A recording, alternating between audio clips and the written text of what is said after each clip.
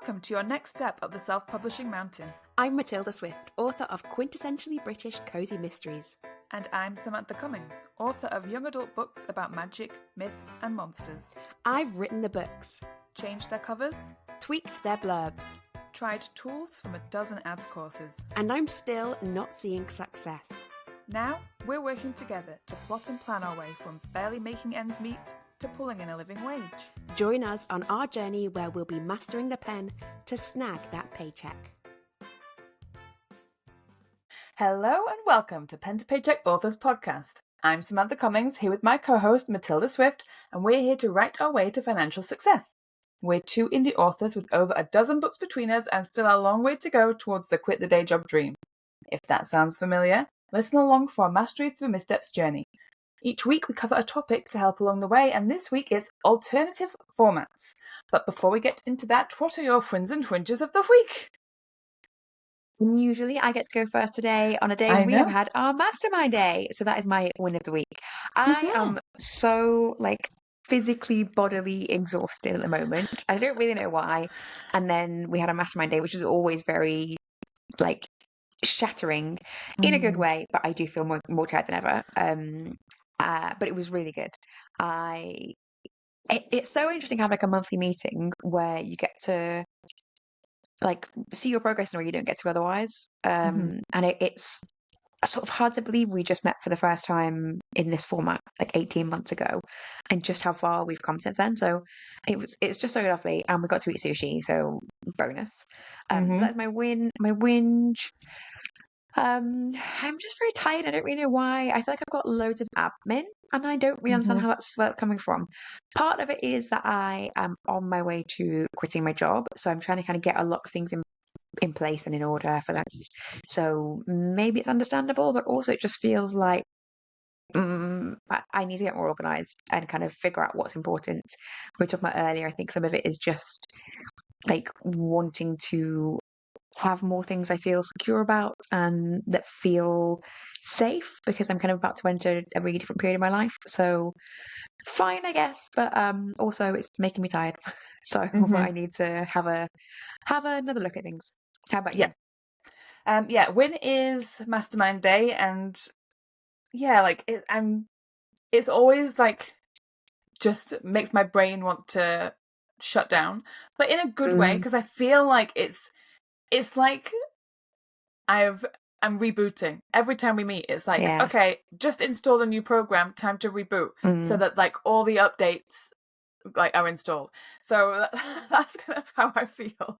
So my whinge is that I'm really tired and just ready for a weekend. The weekend isn't a weekend. I'm ready for a weekend. My win is I do feel like I'm leveling up again. I keep I always go through weeks where I feel like nothing's happening, and then I have weeks where I feel like stuff's happening. So I'm currently in a week where things are happening. My social medias are going really well. So well, everything is getting likes and views. It's phenomenal. Yes. And it's such I really feel like I am not a person to be patient, and this is such a good lesson to everyone, but particularly me. I'm not a person to be patient and persistent when I don't get good results, and you are, and it is showing that is the better way to be, and it is successful on social media.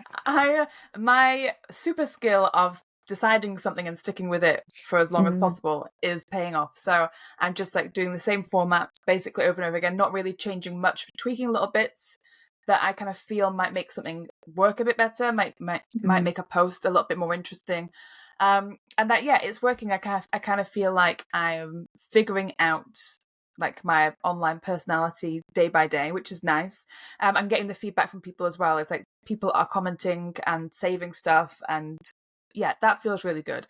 My editing is going really well. I'm very close to finishing. My deadline is Friday, and I'm almost Sunday done. Today. So it's Sunday today. So I've got the next few days to finish that up. That feels good. I've met up with a local author, to have a coffee and a chat, and that's been really nice. So I feel like I'm doing a good author job, and things are working well, and little, it's just incremental. If all these tiny little steps that I've taken have led to one big step, That's how Mm-hmm. it feels. And it's great. Yeah, I've had a great week. I'm feeling very positive about stuff. Like, I obviously still don't know like my exact publishing date for this book because I know it's going to change. So there's like little Mm-hmm. things like that, but I'm not worried about it. I'm just I'm going with the flow. I'm feeling easy breezy, beautiful cover girl. Fantastic. Um, so we're talking about a slightly different topic this week, which is not really related to where we're at in terms of like our own publishing editing schedules, but it was triggered by something that I've done. So we're talking this week about other formats, alternative formats. What do we mean by that? That means that we are looking at different ways to publish our books. So obviously, standard is Kindle and paperback, but you can do other things, like other like fun things with publications with formatting and stuff. Large print is one option. Um, like I looked at a list and it's like you could release your book in Braille if you wanted to. Like I know that there's like an ADHD or dyslexic friendly sort of thing you can do with books to help those sorts of readers. And there's audiobooks. So it's just every which way you can get your book into a different format that might get you in front of a different audience or widen your audience. I guess Or even just give probably it. them options that will be slightly more pleasing to them. Because I Yes. Yeah. think large print, people use other solutions if they can't find large print books. Like as you see people read with magnifying glasses, or they have like sort of magnifying readers, which is uncomfortable and less easy than just having a large print book. So yeah, so the reason why we're sort of talking about this today is because I finally got around to doing a large print book because my newest series is selling quite well in paperback, and I can see by the response I get from readers and by the Facebook ads metrics that the readers are older. They're in the top bracket of age that Facebook ads has as a demographic. And I kind of thought, oh, if there's a big enough readership in paperback and the books are relatively low word count, I could make a paperback large print book and it wouldn't be unwieldy. So I thought I'd try that. It doesn't really cost anything. It cost me a slightly revamped cover, which is inexpensive for my cover designer. And I've put one book up just as a test. I feel like I should have done all the ones in this series, which is only 3 books so far, or 4 if you count the prequel. And I should have done that so I could have all the kind of links correctly. But I really just wanted to see, was it going to be a palaver? Like my recent attempt to put a box set up as a paperback turned out to be a palaver, and I decided to abandon it because I cannot be dealing with any more fighting with Amazon over it. So it was not a palaver. It took maybe slightly longer to be in review than a normal paperback. I don't know if they do an extra check because you tick a button to say, you tick a box to say it's a large print book, and that gives it an extra like category in the metadata that says paperback hyphen large print. So I don't know if you have to check something for that. I think the only thing you have to do to be qualified for that in Amazon is to have more than size 16 font. But don't quote me on that because I can't quite remember where I got that from my head. But there are actually lots of other things that you should be doing to make a large print book formatted most appropriately for people who would require large print books. So you can you use a different font, and I specifically bought Atticus to make large print books because Drafted Digital said they were bringing out large print as a format this year, but then when I asked them if they had a date, they said, "Oh, where did you hear we're doing that?" So I didn't have a huge amount of confidence in them doing it anytime soon. So I just thought, you know what, I'll get Atticus because it also means I can use that for special editions. And people rave about Atticus. And it was fine. I feel like I was grumpy about it when I first had to use it. It's just because it actually has options, whereas when I use D2D, it doesn't have options really. It's like incredibly simple and basic. You just click a few buttons and it does it all for you. With Atticus, you have to kind of set up templates for things. So now I've got that set up, I can use that. So yeah, I'm sort of glad I only did one book in that it was useful just to kind of see if there were any stumbling blocks in terms of getting a new cover. I had to do things like trim down the blurb to make the blurb larger print on the back. It's got a larger trim size. As I said, I changed the font and the font size. I also made it it doesn't have paragraphs, like paragraph indents, and it's left justified rather than don't know what it's called, like all across the page. Justified, that's not a word, but you know what I mean. So there's like a few Yes. different things that are advised by associations that deal with people who have sight issues. So I thought I'd go in with that. And you don't have to do these things at all. There's various different guidelines, and some people just make the font larger, and that's, you know, that's definitely going to help some people. But I thought I would give it a try, see how it goes. So I put it book number one. I've actually got some ads up for book number one at the moment. So I was thinking that I might go in and like add a comment and just put a link into a large print book and just see if that does anything. I'm also, this at the suggestion of Helen, who was on the podcast a while ago, going to make some A+ content, the type that you can have that has like a table, a comparison chart, and put in the different formats of the book that I have. Because you can, as far as I can see, you can link the large print book to the regular listing, but it is not useful in that it's not obvious that you have an extra font, an extra format there. Yeah. So, and I imagine it's very hard to get Amazon to actually do it. So I'm not bothering. So yeah, I kind of want to do some ways to make it obvious, and some ways to promote it. I put it in my newsletter, but it was useful to just a trial, seeing how much work it is to do another format. And I will go through and do the rest of the series now, and then I'll re-upload the original book with the link to the correct book too. And yeah, and see how that goes. I haven't, obviously, it's literally been up like a couple of hours because it took a while to be reviewed. So I haven't got any orders yet, as far as I know, but hopefully soon. Yeah. So yeah, so that was the one I started with. Have you got thoughts of what you might start with? I would like to do a dyslexic friendly copy of some of my books. I'm dyslexic, but I don't struggle to read because I'm kind of lucky that I've just taught myself to skim read from a very early age. So I read paragraphs at once. Like the way that I read, I think, is insane. But like I'm kind of like I've built up a good tolerance for reading. But I know like a lot of young readers are far more likely to get diagnosed with dyslexia and like ADHD and stuff. It's far more I was going to say popular, but I don't mean popular. I just mean just more likely that people will get diagnosed now, and potentially their parents and they will be looking for formats of books that might be beneficial. Like it's definitely something that I have been asked before in the past, whether I know of any books that are helpful for dyslexic readers. So yeah, I think that Are you would going to be sell that directly on your website then?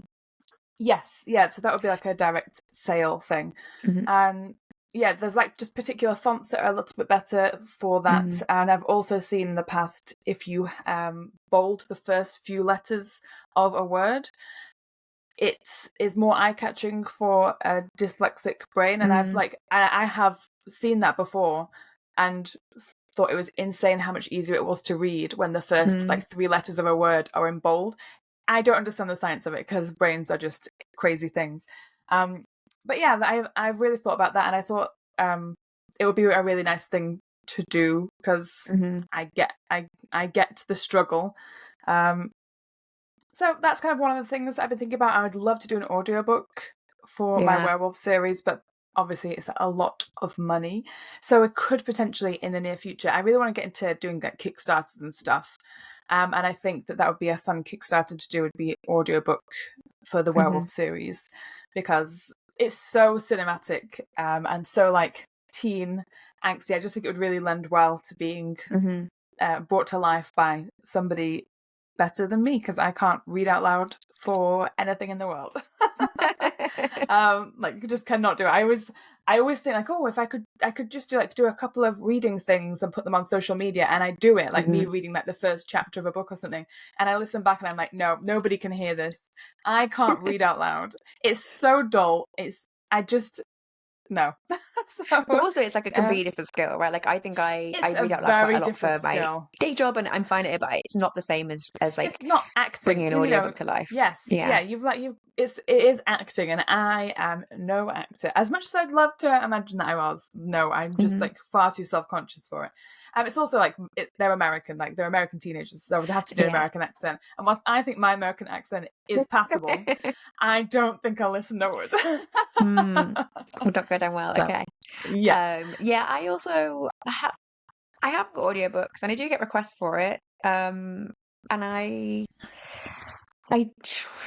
I don't know. And I listen to audiobooks. I mean, part of my issue with making my books into audiobooks is the series that I would do it for, their books are short, so I would have to combine at least 2 or 3 books into an audiobook. So you're already kind of cutting into the money you get from that. It is an expensive thing to do. I don't think there is enough demand at the moment, but maybe. So it's on the list. It's not one that I feel desperate to do, and I don't think I'm leaving money on the table at the moment. In terms of like making that profit, I know people say it takes a long time to earn back from them. So Yeah. I think there's probably better place I could spend my money, like paying for translations, Yes. Yeah. and like putting money into new covers for large print.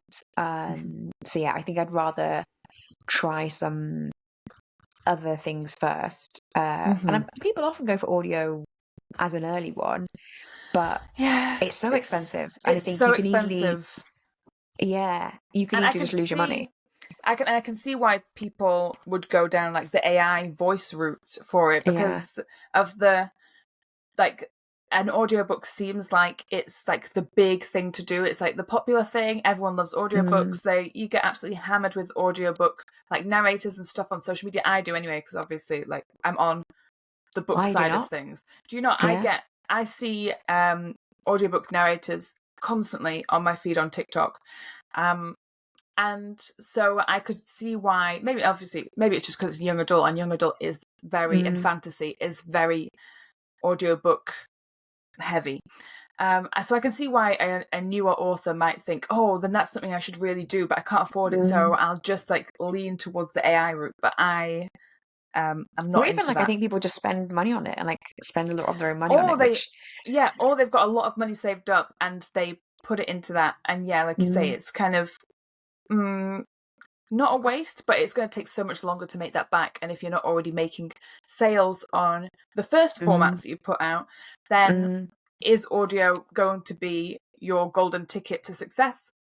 That's a big gamble. That's a big and expensive gamble. I don't know what the numbers are, but I have heard, or I've heard something like 200 copies a month should be like your bare minimum for thinking like I might look at audio now. Which isn't a huge amount, but is like a lot to be selling consistently past release for a whole series. You think you want to have that level of success at the bare minimum.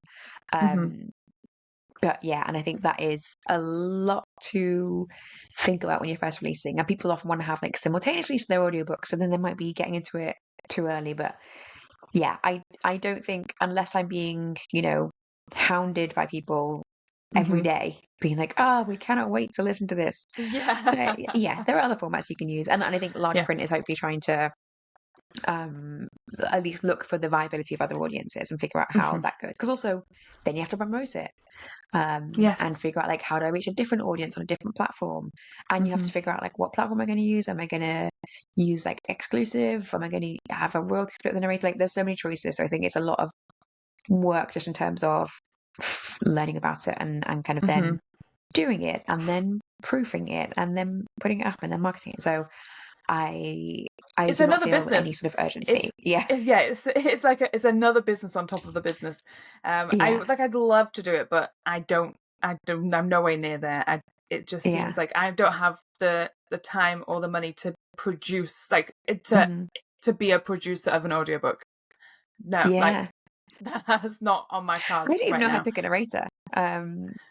Yeah, I would probably pick solely based on can you pronounce words correctly, because that's such a bugbear of mine is when you hear an audiobook and someone mispronounces the word, you're like that can't really be how it's pronounced. For me, like I think am I wrong?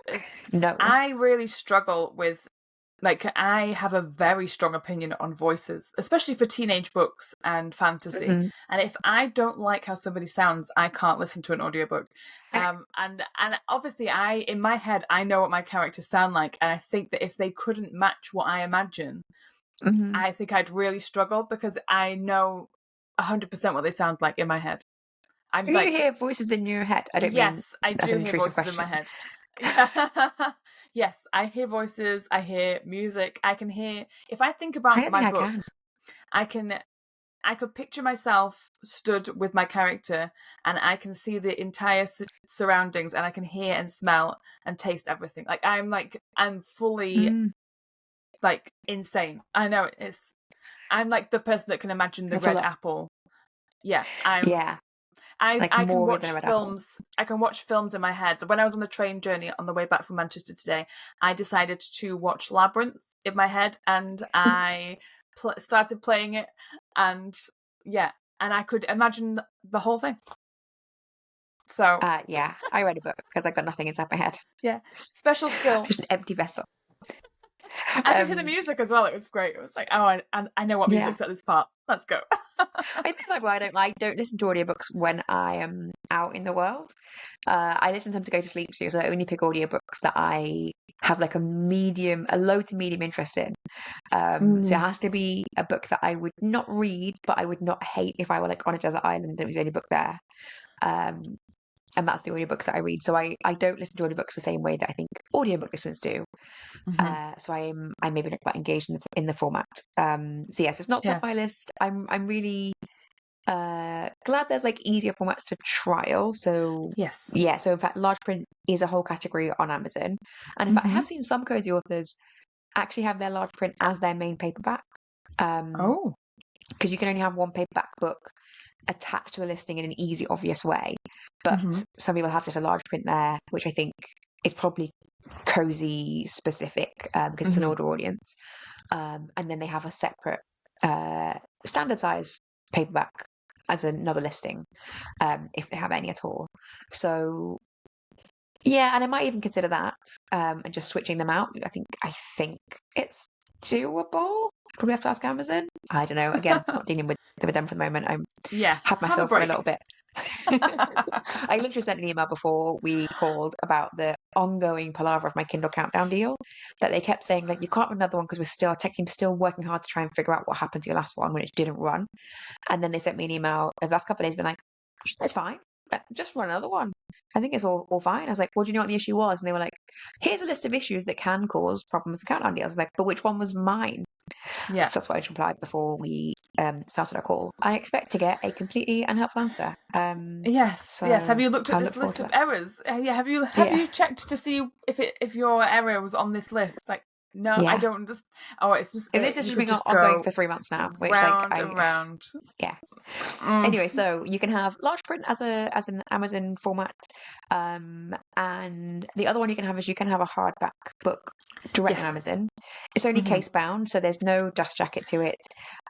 It looks a bit like if you've ever seen like a Springer textbook, like it's one where the image is printed directly on the binding on the cover, which I don't quite know. What genre that would suit? I don't think it really suits cozies. It's not going to get a nice picture on there. I don't think it suits fantasy in general. I think that's like I can see maybe a cookbook if you release a cookbook or some sort of self-help book, that sort of thing.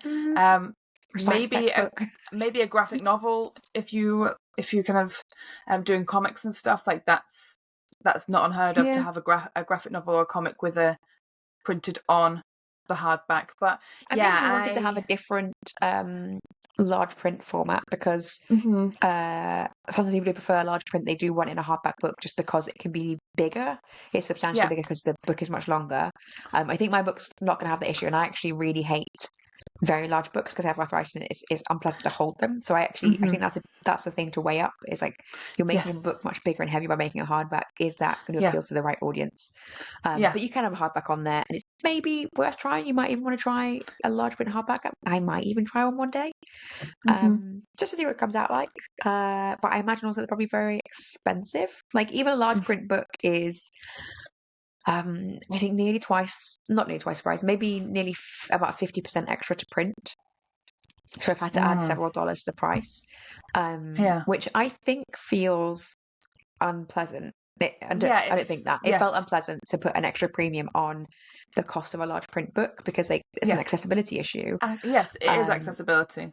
But the other alternative was like I just made no money on it, and it's like I can't just sell books for nothing. Yes, you can't inherit that cost. Just I know it sucks.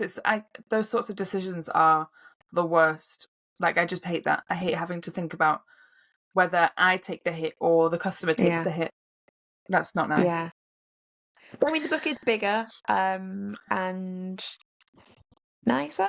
I don't know. No, it's not Hmm. nicer. Maybe I'll think of something else to add into them, that will kind of add an extra bonus to it, because it is a few dollars more. And I basically give myself the same profit as I have on a regular paperback, to make it the same as a large print paperback, but it has added several more dollars, but not an enormous amount of extra cost. So I'll see how book one does, and if it sells at least a couple of copies, in the next couple of weeks, I will add the rest of the series. Um, but that is a thing to think about when thinking about other formats, is like once you start something, you then have to continue with that. And that is what I've been thinking Yes. about with translations, which is not quite another format, but it's on those same lines. Yeah, I'd Is say, like I yeah. want to start translations, and in in theory you don't have to continue, right? But it feels like if I set up and start a language of translations, that is at least setting up an expectation that I continue the series, and that is an added cost I have to factor into my future publishing. Yeah. And I want to start with a couple of languages, which feels like, okay, I'm making this investment right now. I'll take this pot of money, I'll put it in translations. But then it also means every book I publish after this has also got an added cost of the translation. Hmm. So, and then also the large print. And if I was going to do audio, also the audio. So Yeah. I think that's definitely a thing to think about when you are adding formats, is like you're not Hmm. adding it just for the books you've got now or the book you're doing now. You're adding it as an expectation. And again, not one you have to do anything with. You don't have to meet this expectation, but you will get questions about it. It reflects on your reliability as a publisher, which maybe not Hmm. hugely, but to an extent that you have to decide for yourself what you're going to do about that. Yeah. If you had started audio for a series and then you don't continue it, but the books continue, not Yeah. great. Bad customer service experience.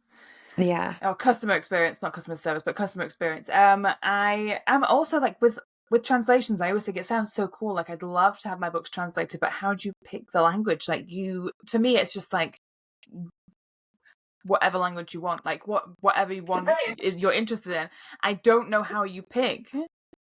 So, I mean, talk to other people is how I pick and find out what's Okay. popular. So, like, the German book market is as big as the UK book market. So, like, Hmm. if you would promote your book in England, you might as well translate it to German and promote it in Germany. It's a very rabid book market. The same for France. Like, French people are very big book buyers. So, it's genre dependent, I would imagine. Like, I'm sure there's some genres that do well and don't do well in different languages, but there are some languages that people tend to start with. So, German, French, and Spanish, pretty big. People often go for Italian as a small but popular one. It's got a pretty good book buying culture, but it's not a massive one. So I think there's just a relatively commonly accepted like group of big and small languages. So it's not really that you're having to like pick out of a hat. If you just ask around a bit, then you'll find what people are doing. Okay, so don't Um, pick Latin. you could. It might be a It might be feature. fun. I think you could pick Yeah. Latin. Yeah, Yeah, I yeah. think it'd be fun. Like It that'd would be fit with like your just book. really, really typical Sam. Like, oh, Latin. All right, yeah, makes sense. Yeah, I think you struggle to get a translator as well. So yeah. maybe put that at the bottom of the list. Though I did see, Hmm. so the author that I think is quite a close comp to mine, and who is one of the first like kind of cozy authors that I started watching and following when I first started publishing is H.Y. Hannah, and she has become really, really popular in French. She is really focusing on translations at the moment. So she is really popular in French, so much so that she lives in Australia now. She's from the UK, but she lives in Australia. And she flew over to France for a book signing um, in a bookshop, and she had an enormous queue and very popular in French. But I spotted when I was looking at her translation, she has like Japanese books. Oh, She oh, is all in with the wow. translations. Yeah. Yeah. Okay. Which I think I mean, probably not next for me. I think like it feels like much like audiobook. It's another business. It's Mm, another branch of yeah. your business, and you have Yeah. to, like you say, you have to be committed to keeping that up. Like that's part of every single book that you do going forwards. You have to meet that same standard. People will expect it, and if you can't meet the expectation, it's another opportunity. This is like a mindset thing. It's just another opportunity to fail for me, because I Mm, am not a consistent person. I'm consistent in like I've got a good habit of like paperback and audio. No, not paperback and hardback. No, Kindle no. and paperback. Oh my god, my brain. This is I need to sleep. So I've got like that's like the bog standard. Can't not do that. Easy as Mhm. anything. And I'm scared that Can I say that though? if Like I'm very, very slow on the paperback. I am just getting a mm, paperback now of a book that published maybe 2 years ago. And part of the reason why I'm just getting paperback now is I had the covers redone, and it was from a designer who you pay separately for the ebook and the paperback covers. So I had the covers redone, and I got the ebook covers redone all at once, which was expensive because I had maybe 7 or 8 covers to do, including like prequel and short story and box sets. I had those redone. And I didn't sell enough paperbacks in that series to think like, oh, I've got to rush and do that. So I didn't do the paperbacks. But that meant that when I had a new book in that series, I didn't want to get the paperback done in the new style without doing the rest of them, because then it would not match and look weird. So then I never got it done. And I also have a whole series where I've never got the paperbacks done, partly because if you don't do the paperbacks, if you have paperback as a format, the listing lasts forever. You can't get rid of the listing, and if you don't, you can get rid of an ebook listing. And it's not that I want to get rid of this book series, but it's like, this book series, I need to have another think about it and like go back and do something to it, and maybe like re-edit and do second editions or rename. I don't know what I'm gonna do with it. I don't know why I've not got paperbacks. I mean, it just doesn't sell well enough to do paperbacks for it, justifiably on price. But people ask for the paperbacks for it, and they would look cute, and I would have paperbacks in my house. Not good reasons, but in my head I keep telling myself, it's like, oh, maybe because I want to change something up that series. It's not. It's because I'm lazy and I don't care. Yeah. People That's what I'm get really worried excited about. Like, having their own paperbacks, and I'm just not that fast. I love paperbacks, and I'm a paperback reader. I'm not so much like Kindle. For me, is like I have a Kindle and I have loads of books on it, and I go through phases. But I am not a Kindle girly in the slightest. I'm paperback and hardback all the way. Like, I've got a problem.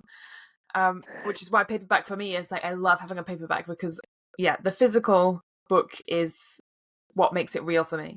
It's not real on a digital format. I am the person who still buys DVDs, CDs. I've got a tape player.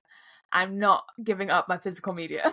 I'm not into as much as I love digital stuff, and I love like computers and like headsetsy, what we're calling it, virtual reality. Oh my god, my brain. I love all that stuff, but I also am holding on to for dear life to my physical stuff. So yeah, I need to have my books. Paperbacks, but I think for me, like we were talking the other day about our like future strengths, futurist, who it's called, future, is like, as soon as I've written the book, it's like, that's it, it's done, I'm on to the next thing. I couldn't care less about, and like, I have been ordering my paperbacks and like doing a lot of videos with them, and it's cute, but also to an extent I genuinely don't care. Like, I wrote the book, I published it, it's done. And I'm so far into the next thing by the time the paperback arrives. I was like, oh yeah, I forgot about this. Oh, it's in the past. Doesn't matter. It's in the past, as Rafiki says. And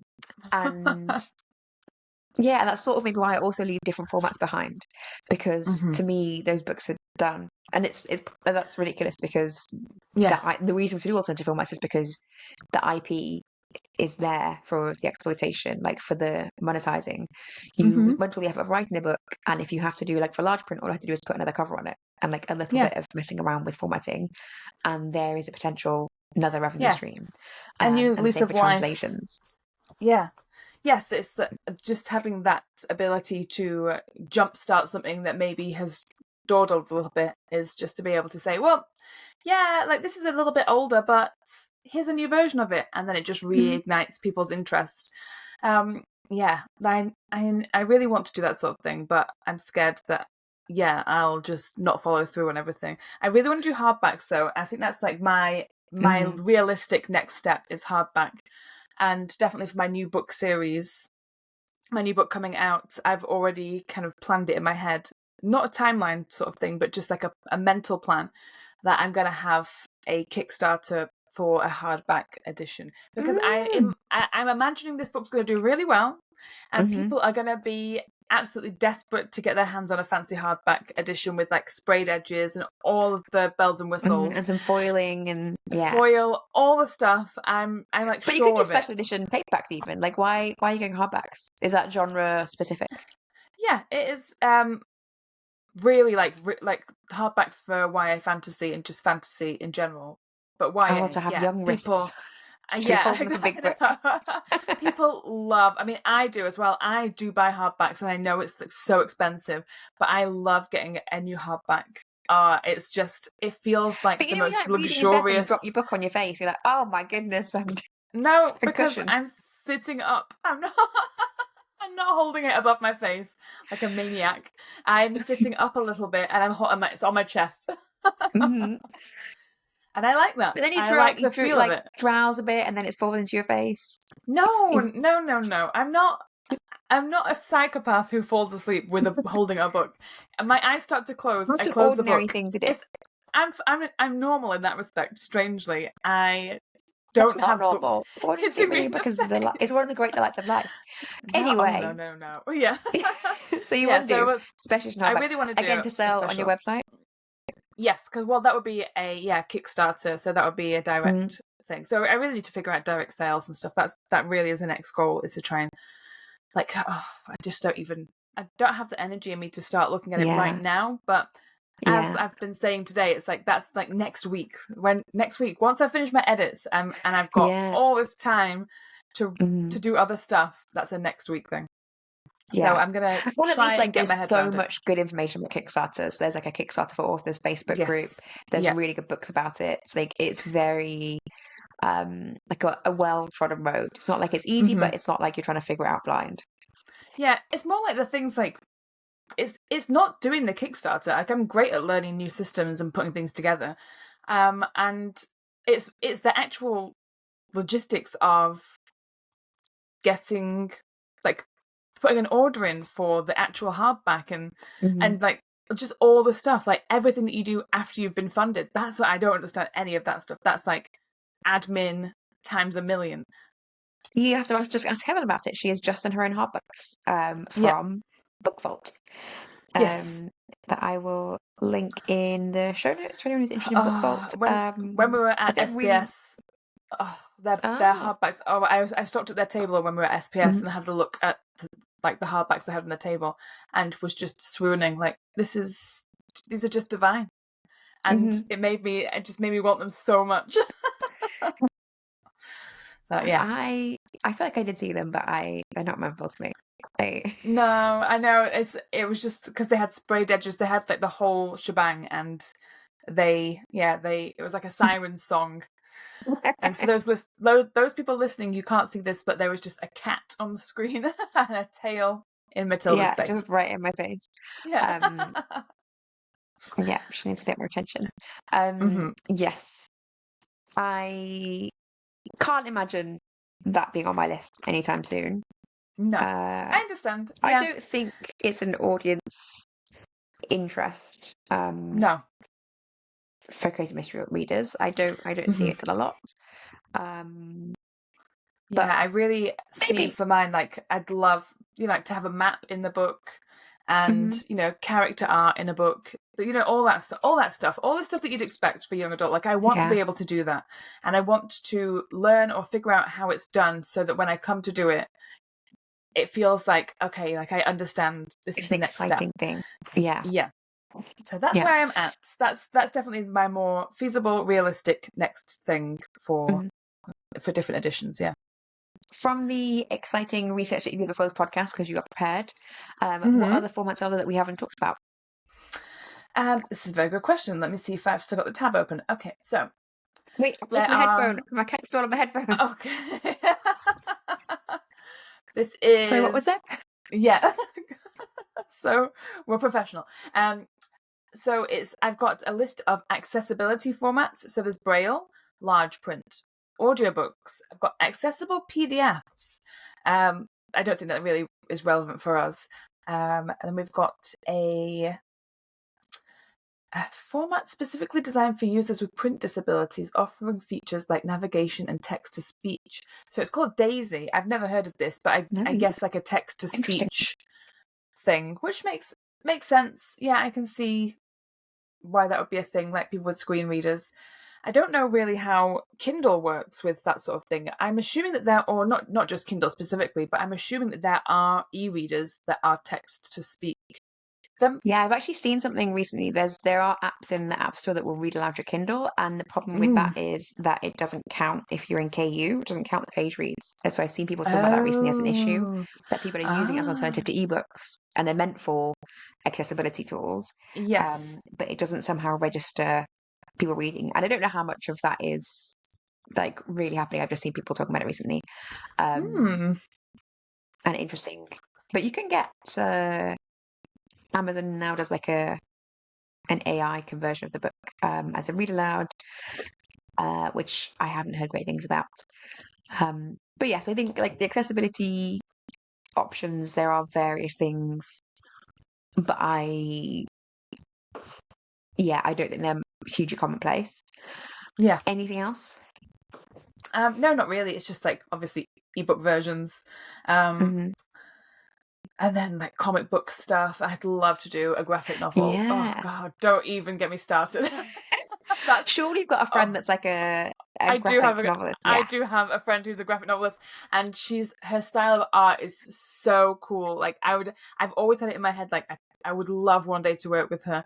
Mhm. And I know specifically the series that I'd like to do with her, and it's like one of my future series. So I would love. I mean, that's like that would be my ultimate thing, is having a Mhm. graphic novel, because I'm such a nerd when it comes to that. So that's Mhm. on my future list. That is dream project. That's big production, figuring Yeah. out a whole new side of a business, and probably that would be another Kickstarter ordeal. Mhm. Um, Mhm. but yeah, oh, could you imagine? I can, 100%. That's basically it. That's all I've got on my list. I'm sure there's Mhm. something that I'm not thinking about, but yeah. Yeah, others that I can think about. I think it's worthwhile anyone who's thinking about these things just to like do. I would say it's useful to do like preliminary research, like just be aware of what's on the market and what's available. Things like Mhm. audiobooks. I think when you're first starting and you don't know a huge amount about it, you kind of hear initially about paying for an audiobooks, and you get a narrator, and you either pay out of pocket or you do a royalty share. But you can. Um, there's publishers, audiobook publishers, where if you've got a successful series, you can contact them and say, would you like to buy and produce them yourselves, Mhm. so that you're not out of pocket for it. That's Yeah. certainly something I am thinking about. Just like you're saying, like I don't necessarily want to become an audiobook producer, Mhm. and I don't. I'm just if I never do anything with them, I'm leaving money on the table. So even if I could make more money doing it myself, if I'm never going to do it, I would actually make more money by getting someone else to do it. Yeah. Um, so yeah, I think just being aware, even if you're nowhere near doing it, being aware of like what the options are, so that you don't rush into any particular avenue and then later Mhm. realize like, oh, that wasn't the best one. Yeah, I don't think there's any rush either. Like, I think it feels like the publishing world is fast paced, but it's actually better to Hmm. go slow, because like trends come and go. But like if audiobooks are here to stay, I mean, and they are, like people always love an audiobook, but Hmm. I don't think you're ever going to miss out, even if you go back to an old series. Like you're just having an opportunity to give an old series a new lease of life. You don't have to do it Hmm. as that series comes out. So I feel like not doing like knee-jerk reactions to stuff out of panic of missing out, like that's I say that for everything. That's like the worst Hmm. way to go. Just be chill, just be super chill, you know. You know what I just thought of as another format that we haven't talked about, just very Mm-hmm. quickly, is box sets. Oh I am always yes. surprised by the authors who are successful, doing really well, and haven't put any books in box sets. I don't Mm-hmm. understand it. Like that is literally free money, because people love box sets. It looks like a great deal in KU if you've got kind of everything all together. It's like a nice, easy purchase. You can sell it for a few quid less than the main book. And box set readers are different people. So yes, I have put my books 1 to 3 in a box set, even though Mm-hmm. book 4 isn't out yet, just because when we talked about this a little while ago, it's cheaper to buy the box set, but given the attrition from read through, I actually make more money on the box set if someone bought the box set rather than buying books 1 and maybe 2 and Mm-hmm. 3. Yeah. So I think people often talk about leaving the box set until you've got book 4 or maybe book 5 coming, Mm-hmm. assuming you're doing books 1 to 3. But I would say it's worthwhile thinking about your actual cost of books 1 to 3 with read through attrition factored in. Mm-hmm. And you probably make more money by having the box set out there, so you might as well put it out Yeah. and Mm-hmm. start gathering those readers. Yeah, I'd love to do a box set. I just haven't got the bandwidth for it. But that's another thing. Like probably Mm. before I do a box set, because it's like I could just Super quick and easy. Yeah. just do that myself. I don't think that would take too much time. Yeah. So I need to think about that. I need to actually put wheels in motion for that. Yeah. Mm-hmm. I know, naughty Sam. No, you've got what's on your plate. But once this editing's done, I would say that should be next on your list, because you've got a completed series with 3 books in. Yes. Yeah. You can then do like a different way of marketing it by having the box set of books 1 to 3. And then that kind of gives you an idea of seeing like how popular is that? Is it popular enough that I could do an audiobook for it, or they give you a chance to kind of promote something. So yeah, well worth it. And I think worth seeing how it advertises. Some people really like a box set and they advertise well. Have a look. Yeah, that's definitely like my next thing to do is to advertise the full series, so it'd be easier if I did it on the box set. So noted. I'll write it on a post-it. Yeah, that's the ideal. Oh, my wall, my poor wall. Okay. Do you have any more to say on this topic? I think we've probably exhausted it. That was the last thing I wanted to pop in. Okay. So next week we are talking about our newsletters and websites. Do you have anything to say about this right now? Oh, I do, because we spent our mastermind day today looking at our newsletters and websites, and I need to make changes. And I know I do. I mean, and I think it's useful to have a chat through like the changes that I need to make, but I might not make. As in, I don't need to. I would. The newsletter and website would benefit from it, but would I actually see any measurable business benefits in any short-term way? Maybe not. Maybe not enough for it to be my priority right now. And so it's just thinking about kind of when do I want to make those changes and how much effort are they? So yes, it was useful to have a look through them today and kind of have a think about what do I need to be doing and when will I do those. How about you? Yeah, I equally I'm always just on the cusp of almost getting things right, and then it doesn't quite come together. So like with my emails and my websites, like they almost, like I feel like I'm almost there, but they're not there. And I did have an epiphany. I had a couple of epiphanies today, I think. Like we talked about this a lot today, like to the point where it was painful. It was so painful. We had to take a break. We had to take a break from looking because it was just too much. So we did like a lot of looking at stuff and like really ripped ourselves apart. Yeah, a lot of bullying. But it was really helpful because I had at least 2 epiphanies about how things work and like my understanding of stuff. Like once again, it's probably like the same epiphany. I've had it before, but you got to have it again just to get it really like stuck in your brain. So I'm ready to talk about it next week. I feel like I've got a lot to say about it. Effectively. Yeah, and I think it will help to have a week between to like process it, have a look at our newsletter websites and really think about it, because I think we had originally thought, should we do it straight afterwards? But it is useful to kind of process it a bit and think, what am I really going to do? Not what would I like to do, but what am I really going to do and why? Yes. Okay, right. I need to go and lie down and close my eyes, and I've got a new hardback book that I need to start reading. So, well, be careful! Don't fall asleep. It's dangerous. I won't fall asleep and hit myself in the face. Thank you very much for listening and tuning in. As usual, you can donate to our coffee if you liked what you heard and you want to throw some money our way.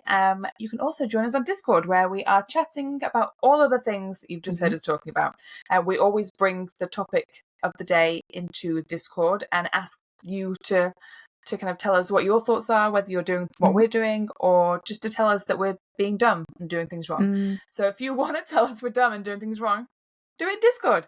Links in the show notes to both of those, coffee and Discord. Yes, everything's linked in the show notes, and we will be back next week.